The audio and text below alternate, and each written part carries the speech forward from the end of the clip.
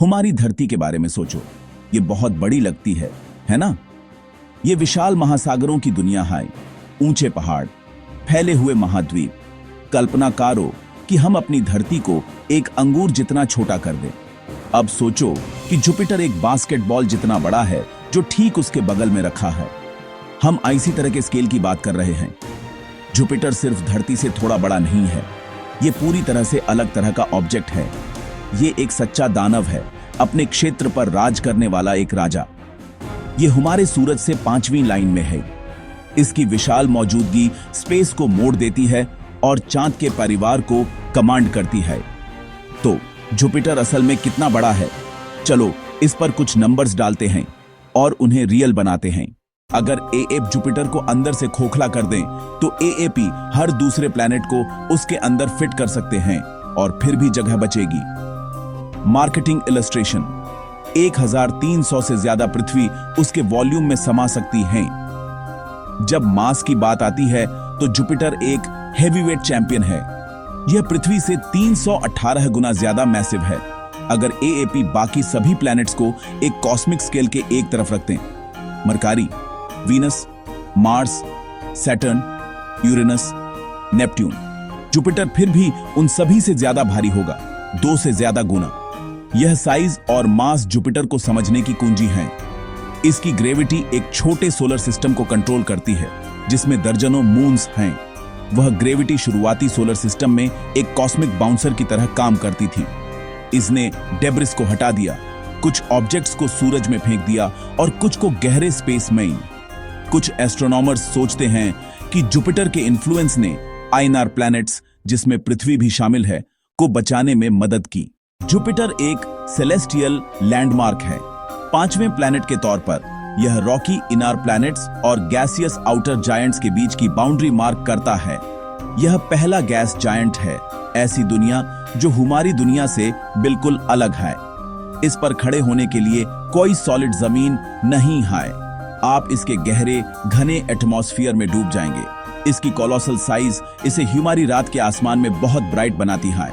चांद और वीनस के बाद जुपिटर आमतौर पर सबसे ब्राइट ऑब्जेक्ट होता है जिसे एएपी देख सकते हैं। एक स्टेडी, शानदार पॉइंट जो ह्यू में ऊपर देखने और वंडर करने के लिए इनवाइट करता है। तो यह चीजों का विशाल गोला किस चीज से बना है? जुपिटर को हम गैस जायंट कहते हैं और यह नाम आपको वह सब कुछ बता देता है जो आपको जानना है। यह मुख्य रूप से यूनिवर्स के 2 सबसे सरल और सबसे प्रचुर एलिमेंट्स से बना HAI, हाइड्रोजन हीलियम। यह वही रेसिपी है जिसे हमारा सूरज और बाकी सारे तारे अपने फ्यूल के लिए इस्तेमाल करते हैं। इसी वजह से कुछ लोग जुपिटर को एक फेल्ड स्टार कहते हैं। इसमें सारे सही इंग्रेडिएंट्स हैं, लेकिन इसमें पर्याप्त मास नहीं है। अगर यह करीब 80 गुना ज्यादा मैसिव होता तो आइस के कोर में प्रेशर और टेम्परेचर न्यूक्लियर फ्यूजन को इग्नाइट करने के लिए काफी ज्यादा होता और हमारे सोलर सिस्टम में 2 सूरज होते। भले ही यह एक ताराहीन है, जुपिटर के अंदर की कंडीशंस सच में एक्सट्रीम हैं और पृथ्वी पर हमारे एक्सपीरियंस से बिल्कुल अलग हैं। जैसे जैसे एएपी इसके एटमॉस्फेयर से नीचे जाते हैं, प्रेशर लगातार बढ़ता जाता है। हाइड्रोजन गैस इतनी जोर से दबती है कि यह एक ऐसी अवस्था में बदल जाती है जिसे साइंटिस्ट्स बहुत दिलचस्प मानते हैं, लिक्विड मेटालिक हाइड्रोजन। सोचिए, हाइड्रोजन का एक विशाल ग्रह के आकार का महासागर जो एक लिक्विड मेटल की तरह बिहेव करता है।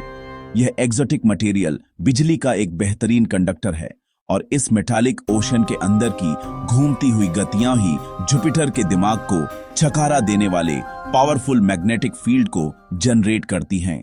यह एक प्लैनेटरी स्केल पर मैग्नेटिज्म की फैक्ट्री है। इसकी इमेंस साइज और इंटरनल प्रेशर का सीधा नतीजा।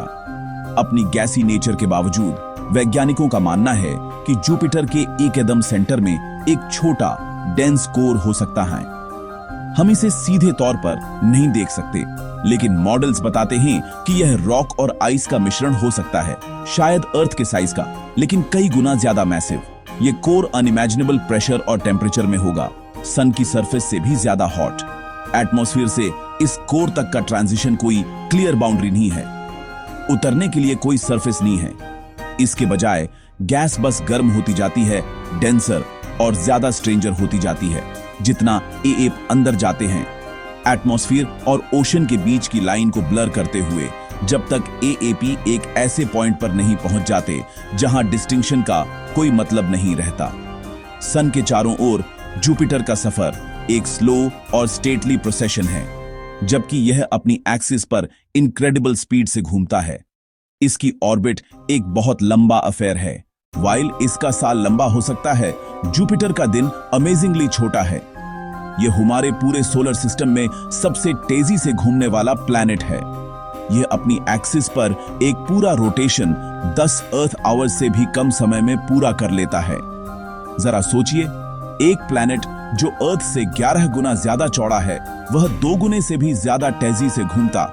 हाई इस तेज रोटेशन का प्लैनेट के शेप और उसके वेदर पर बहुत गहरा असर पड़ता। हाई इस स्पिन से पैदा होने वाला सेंट्रीफ्यूगल फोर्स जुपिटर को उसके इक्वेटर पर बाहर की ओर फुला देता है और पोल्स पर झपट्टा कर देता है। यह एक परफेक्ट स्फीयर नहीं है, ये वो है जिसे हम ऑब्लेट स्फीरॉइड कहते हैं। अगर एएपी इसे ध्यान से देखें तो यह थोड़ा दबा हुआ लगता है। ये इनक्रेडिबल स्पिन ही जुपिटर के स्पेक्टेकुलर वेदर को चलाने वाला इंजन भी है। यह एटमॉस्फेयर को प्लैनेट के सबसे रिकॉग्नाइजेबल फीचर्स में बदल देता है। बादलों की खूबसूरत पैरेलल बैंड्स जो पूरे ग्लोब को घेरे हुए हैं, इन बैंड्स को जोन्स के नाम से जाना जाता है और बेल्ट्स भी। हल्के रंग के बैंड जोन होते हैं जो उठती हुई गैस के रीजन्स होते हैं, जहां अमोनिया आइस क्रिस्टल्स एटमॉस्फेयर में ऊपर बनते हैं जिससे वे ब्राइट दिखते हैं। डार्क बैंड बेल्ट्स होते हैं जो डूबती हुई गैस के रीजन्स होते हैं, जिससे हम नीचे गहरे डार्क कलर्ड क्लाउड्स देख पाते हैं। ये असल में बहुत बड़े पूरे प्लैनेट पर फैले जेट स्ट्रीम्स होते हैं जो ऑपोजिट डायरेक्शंस में बहते हैं। इन जेट स्ट्रीम्स में हवाएं सोलर सिस्टम की सबसे तेज हवाओं में से होती हैं। बेल्ट्स और जोन के बीच की बाउंड्रीज पर हवा की स्पीड 360 किलोमीटर प्रति घंटे, लगभग 225 मील प्रति घंटे से भी ज्यादा हो सकती है। ये पावरफुल ऑपोजिट फ्लोज बहुत ज्यादा टर्बुलेंस पैदा करते हैं, जिससे घूमते हुए वॉर्टिसेस बनते हैं और तूफान जो सालों तक रह सकते हैं। पूरा एटमॉस्फेयर मोशन का एक कैओटिक और डायनामिक टेपेस्ट्री है, जहां कॉन्टिनेंट्स जितने बड़े तूफान पैदा होते हैं और खत्म हो जाते हैं। इसमें कितनी एनर्जी लगती है ये समझना मुश्किल है। ये सब प्लैनेट के तेज रोटेशन और उसके अंदर से उठती होटी से चलता। हाई क्लाउड्स खुद सिर्फ एक सिंगल लेयर नहीं हाई। जुपिटर का एटमॉस्फेयर स्ट्रैटिफाइड है, जिसमें अलग अलग तरह के क्लाउड्स अलग अलग एल्टीट्यूड्स और टेम्परेचर्स पर बनते हाई। सबसे ऊपर आपको जमे हुए अमोनिया आइस के क्लाउड्स मिलते हाई। थोड़ा और नीचे जाएंगे तो आपको अमोनियम हाइड्रोसल्फाइड क्लाउड्स की एक लेयर मिलेगी, जिनके बारे में माना जाता है कि वे कुछ रेडिश ब्राउन कलर्स देते हाई जो हम देखते हाई। और नीचे जाने पर आपको पानी की बर्फ की एक लेयर मिलेगी और वेपर क्लाउड्स जो हमारी पृथ्वी पर क्लाउड्स जैसे ही होते हाई, लेकिन बहुत ज्यादा प्रेशर माइन। ये लेयर्ड स्ट्रक्चर जुपिटर के विजुअल स्पेक्टेकल में गहराई और कॉम्प्लेक्सिटी जोड़ता है, जिससे एक एपिक स्केल पर 3 डायमेंशनल वेदर सिस्टम बनता है। जुपिटर पर सभी वर्लपूल और स्टोर्मों के बीच एक फीचर बाकियों से बहुत अलग है, द ग्रेट रेड स्पॉट। यह कोई आम तूफान नहीं है, यह पूरे सौर मंडल का सबसे फेमस और सबसे लंबे समय तक चलने वाला तूफान है। यह एक बहुत बड़ा गहरे लाल रंग का एंटीसाइक्लोन है, एक हाई प्रेशर सिस्टम जो जुपिटर के दक्षिणी स्फीरर्ध में काउंटर क्लॉकवाइज घूमता है। आपको इसके आकार का अंदाजा देने के लिए एएपी इसमें अपनी पूरी पृथ्वी को आराम से फिट कर सकते हैं और फिर भी जगह बच जाएगी। सदियों से एस्ट्रोनॉमर्स इस इनक्रेडिबल फीचर को देखते आ रहे हैं, गैस जायंट के चेहरे पर एक परमानेंट दाग जैसा। हम जानते हैं कि लोग ग्रेट रेड स्पॉट को बहुत लंबे समय से देख रहे हैं, जबकि डिटेल्ड ऑब्जर्वेशंस 1800 के दशक के आखिर में शुरू हुई थी। कुछ हिस्टोरिकल रिकॉर्ड्स 1600 तक की साइटिंग्स को बताते हैं। इसका मतलब है कि यह तूफान कम से कम 350 सालों से चल रहा है और शायद उससे भी ज्यादा समय से। पृथ्वी पर आने वाले हरिकेन्स के उलट जो गर्म समुद्री पानी के ऊपर बनते हैं और जमीन से टकराने पर अपनी एनर्जी खो देते हैं। ग्रेट रेड स्पॉट के पास टकराने के लिए कोई जमीन नहीं है। यह एक सेल्फ सस्टेनिंग भंवर है जिसे बृहस्पति की अंदरूनी होठी से पावर मिलती है और ग्रह के तेज घुमाव से सदियों तक घूमते रहने के लिए आजाद। इस विशाल तूफान के अंदर हवाएं बहुत तेज चलती हैं, जबकि इसका केंद्र अपेक्षाकृत शांत हो सकता है। इसके किनारे पर हवाएं डरावनी होती हैं। स्पीड 680 किलोमीटर प्रति घंटा तक पहुंच जाती है, जो लगभग 425 मील प्रति घंटा है। यह पृथ्वी पर सबसे तेज कैटेगरी 5 हरिकेन्स की स्पीड से दोगुने से भी ज्यादा है। ये हवाएं बादलों को एक अशांत घूमते हुए अंडाकार में बदल देती हैं, जिससे जटिल पैटर्न बनते हैं, जिन्हें वॉयेजर जैसे अंतरिक्ष यानों ने और जूनो ने शानदार डिटेल में कैप्चर किया है। इसके विशिष्ट लाल रंग का कारण अभी भी एक रहस्य है। हालांकि वैज्ञानिकों को संदेह है कि ऊपरी वायुमंडल में जटिल रासायनिक यौगिक सूर्य के प्रकाश से बदल रहे हैं। हाल के दशकों में खगोलविदों ने देखा है कि ग्रेट रेड स्पॉट सिकुड़ता हुआ दिख रहा है। 18वीं सदी के आखिर में हुई ऑब्जर्वेशंस से पता चला था कि यह आज की तुलना में दोगुना से भी ज्यादा चौड़ा था। हालांकि यह अभी भी बहुत बड़ा है, लेकिन पिछली सदी में यह ज्यादा गोल और कम ओवल शेप का हो गया है। कुछ साइंटिस्ट्स को लगता है कि हम इस पुराने तूफान की धीमी मौत देख रहे हैं, जबकि कुछ का मानना है कि यह बस एक नेचुरल चेंज है। चाहे जो भी हो, ग्रेट रेड स्पॉट जुपिटर के एटमॉस्फेयर की डायनामिक और वायलेंट नेचर का एक पावरफुल सिंबल बना हुआ है, जो कि सच में एक बहुत बड़ा प्लैनेटरी तूफान है। जुपिटर सिर्फ एक प्लैनेट नहीं है, यह अपने खुद के छोटे सोलर सिस्टम का सेंटर है। यह मून्स के एक बड़े ग्रुप पर राज करता है, जो कि अलग अलग दुनिया का एक कलेक्शन है और आइस की बहुत ज्यादा ग्रेविटी की वजह से बंधे हुए हैं। जैसे जैसे हमारे टेलीस्कोप और स्पेस प्रोब ज्यादा पावरफुल होते गए हैं, वैसे वैसे झात चंद्रमाओं की संख्या भी लगातार बढ़ती गई है। आज तक एस्ट्रोनॉमर्स ने इस गैस जायंट के चारों ओर चक्कर लगाने वाले 95 मून्स के होने की पुष्टि की है, जो बड़े प्लैनेट के साइज के स्फेयर से लेकर छोटे अनियमित शेप वाले चट्टान और बर्फ के टुकड़ों तक, जो सिर्फ कुछ किलोमीटर चौड़े हैं। सैटेलाइट्स का यह बड़ा परिवार जुपिटर को साइंटिफिक स्टडी के लिए एक रिच और कॉम्प्लेक्स सिस्टम बनाता HAI। इस शो के स्टार्स 4 सबसे बड़े मून्स हैं, जिन्हें गैलीलियन मून्स कहा जाता है, क्योंकि उन्हें सबसे पहले गैलीलियो गैलीली ने 1610 में खोजा था। यह डिस्कवरी रेवोल्यूशनरी थी। यह पहली बार था जब किसी ने दूसरे प्लैनेट के ऑर्बिट में ऑब्जेक्ट्स देखे थे, जो इस बात का पावरफुल एविडेंस देते थे कि अर्थ हर चीज का सेंटर नहीं था। ये 4 वर्ल्डें अपने AAP में प्लैनेट्स हैं, हर एक की अपनी यूनिक पर्सनैलिटी है। सबसे बड़ा गैनीमेड है, जो जुपिटर का सबसे बड़ा मून ही नहीं बल्कि हमारे पूरे सोलर सिस्टम का सबसे बड़ा मून है। यह प्लैनेट मरकरी से भी बड़ा है और यह अकेला मून है जिसके पास अपना मैग्नेटिक फील्ड होने का पता चला, HAI। इस रॉयल कुरेट में अगला कैलिस्टो है, एक ऐसी दुनिया जो बहुत पुरानी और डैमेज्ड लगती है। इसकी सतह सोलर सिस्टम में सबसे ज्यादा क्रेटर वाली सरफेसों में से एक है, जो इंडिकेट करता है कि इसकी जियोलॉजी बिलियन सालों से शांत रही है। यह सोलर सिस्टम के शुरुआती वायलेंट हिस्ट्री का एक फ्रोजन म्यूजियम जैसा एक है। फिर आयो की टॉर्चर्ड दुनिया है, जो सबसे ज्यादा वोल्केनिकली एक्टिव बॉडी है जिसके बारे में हम जानते हैं। आयो जुपिटर के पावरफुल ग्रेविटी से लगातार स्क्वीज और स्ट्रेच होता रहता है, जिससे बहुत ज्यादा इंटरनल हिट पैदा होती है, जो सैकड़ों वोल्केनोस को फ्यूल करती है, जो सल्फरस प्लूम्स को अंतरिक्ष में ऊपर तक फेंकते हैं। ये एक ऐसी दुनिया है जो लावा की नदियों और रंगीन सल्फर डिपॉजिट्स से अपनी सतह को लगातार नया करती रहती है। शायद गैलीलियन मून्स में सबसे ज्यादा मजेदार है यूरोपा। पहली नजर में यह एक चिकनी चमकदार बिलियर्ड बॉल जैसा दिखता है, जिस पर लंबी गहरी दरारों का जाल बिछा हुआ है। इसकी सतह पानी की आइसी की एक शैल है, जो सोलर सिस्टम की सबसे ज्यादा रिफ्लेक्टिव सरफेसों में से एक है। असली एक्साइटमेंट इस आइसीली क्रस्ट के नीचे है। साइंटिस्ट्स के पास इस बात के पक्के सबूत हैं कि आइसेट के नीचे खारे पानी का एक बहुत बड़ा ग्लोबल ओशन है, जिसे वाही टाइडल फोर्सेज गर्म करती हैं, जो आईओ को गर्म करती हैं।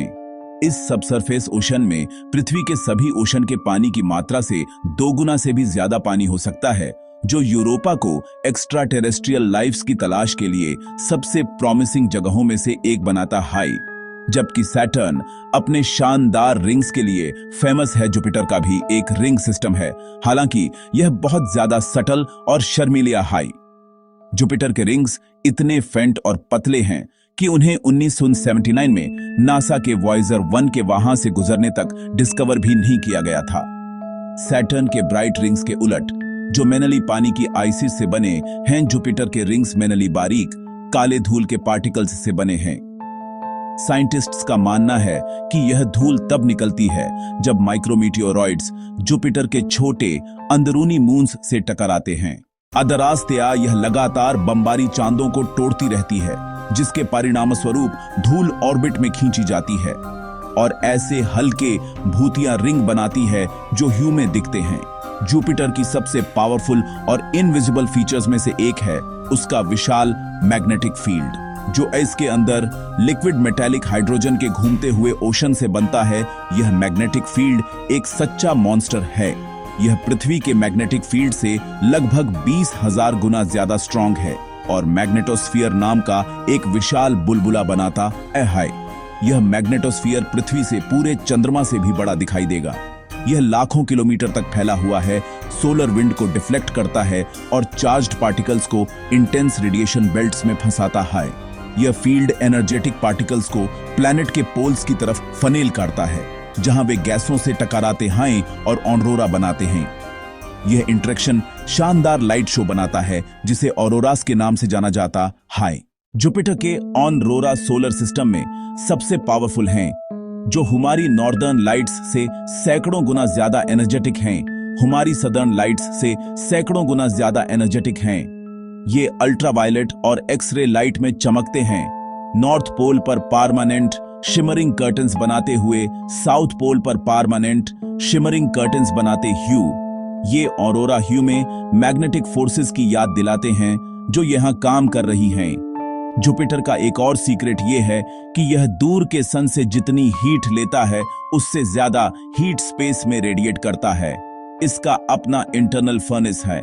ये हीट 4.5 बिलियन साल पहले ग्रह के बनने के समय से बची हुई है, जब ग्रेविटेशनल कोलैप्स ने बहुत ज्यादा टेम्परेचर्स और प्रेशर्स बनाए थे। ग्रह अभी भी धीरे धीरे ठंडा हो रहा है, अपने कोर से प्रिमोर्डियल हीट निकाल रहा है। यह इंटरनल हीट वायलेंट वेदर को चलाती है, स्टॉर्मों को पावर देती है, नीचे से जेट स्ट्रीम्स को पावर देती है। यह सुनिश्चित करती है कि इस विशाल ग्रह का एटमॉस्फेयर लगातार चर्निंग एक्टिविटी की जगह बना रहे। हमने अपनी जर्नी जुपिटर के स्केल को समझने की कोशिश से शुरू की थी, अर्थ के ग्रेप के लिए एक बास्केटबॉल, और इसके तेज स्टॉर्मों को एक्सप्लोर करने के बाद इसकी स्टार जैसी बनावट, इसके फैसिनेटिंग मून्स का परिवार और इसके इनविजिबल फील्ड्स ऑफ फोर्स, वह स्केल की भावना और गहरी होती जाती है। जुपिटर सिर्फ एक बड़ा प्लैनेट नहीं है, यह एक सिस्टम है। यह इतने एक्सट्रीम गुणों वाली दुनिया है कि यह हर मोड़ पर हमारी अर्थ बेस्ड इंट्यूशन को चुनौती देती है। एक दिन जो 10 घंटे से भी कम चलता है, एक तूफान जो हमारी पूरी दुनिया से भी बड़ा है और सदियों से चल रहा है।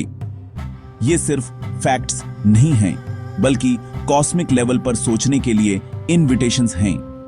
जुपिटर सांस रोक देने वाली पावर की दुनिया है। इसकी ग्रेविटी ने हमारे सोलर सिस्टम के आर्किटेक्चर को आकार दिया है, एक गार्डियन के रूप में काम करते हुए, एक गेटकीपर के रूप में काम करते हुए। इसने अर्थ को अनगिनत प्रभावों से बचाया होगा। उसके चंद्रमा लाइफ की पॉसिबिलिटी के बारे में इंटरेस्टिंग संकेत देते हैं। इसका बहुत बड़ा मैग्नेटिक फील्ड अमेजिंग इंटेंसिटी के ऑरोरा बनाता है और इसका इंटरनल हिट इंजन ऐसे वेदर पैटर्न चलाता है जिससे हमारे सबसे पावरफुल हरिकेन भी जेंटल ब्रीज लगते हैं। यह कांस्टेंट मोशन और एनर्जी की जगह है, एक वाइब्रेंट और डायनामिक दुनिया है जो आकाश में एक शांत स्टैटिक गैस का गोला बिल्कुल भी नहीं है। जुपिटर की स्टडी कई मायनों में यह स्टडी है कि प्लैनेटरी सिस्टम कैसे काम करते हैं। ये ह्यूमे दिखाता है कि क्या हो सकता है जब बहुत सारा मटेरियल एक साथ आता है, बस एक स्टार बनने से थोड़ा कम। ये एक्सट्रीम फिजिक्स के लिए एक लेबोरेटरी प्रोवाइड करता है, एक्सट्रीम केमिस्ट्री और एक्सट्रीम मेटेरोलॉजी। हर नया मिशन वॉयेजर फ्लाईबाई से गैलीलियो ऑर्बिटर तक और जूनो स्पेसक्राफ्ट द्वारा चल रहे ऑब्जर्वेशन विशाल के रहस्यों की एक और पार्ट खोलते हैं। हम उसके गहरे इंटीरियर के बारे में और सीखते हैं, उसके कॉम्प्लेक्स एटमॉस्फेयर, वो यूनिक वर्ल्डें जो इसके चारों ओर घूमती हैं, लेकिन हर जवाब से दर्जनों नए सवाल पैदा होते लगते हैं। तो अगली बार जब एएपी रात के आसमान में देखें और एक चमकदार स्थिर रोशनी का बिंदु देखें, तो जान लें कि एएपी एक राजा को देख रहे हैं। एएपी एक ऐसी दुनिया देख रहे हैं जो हमारी अपनी दुनिया को 1000 बार निगल सकती है। एक ऐसी जगह जहां कल्पना से परे तूफान आते हैं, एक ऐसी जगह जहां कल्पना से परे दबाव है, एक कॉस्मिक जायंट जिसने हमारे सौरमंडल को बहुत गहराई से शेप किया है। जुपिटर कॉस्मोस की भव्यता की याद दिलाता है, उन वर्ल्डों की विविधता की जो हमारी अपनी दुनिया से पारे मौजूद हैं। यह इस बात का प्रमाण है कि ब्रह्मांड न केवल हमारी कल्पना से भी ज्यादा अजीब है, बल्कि हमारी कल्पना से भी ज्यादा अजीब है। और यह जो वंडर पैदा करता है वो बस बढ़ता ही जा रहा है।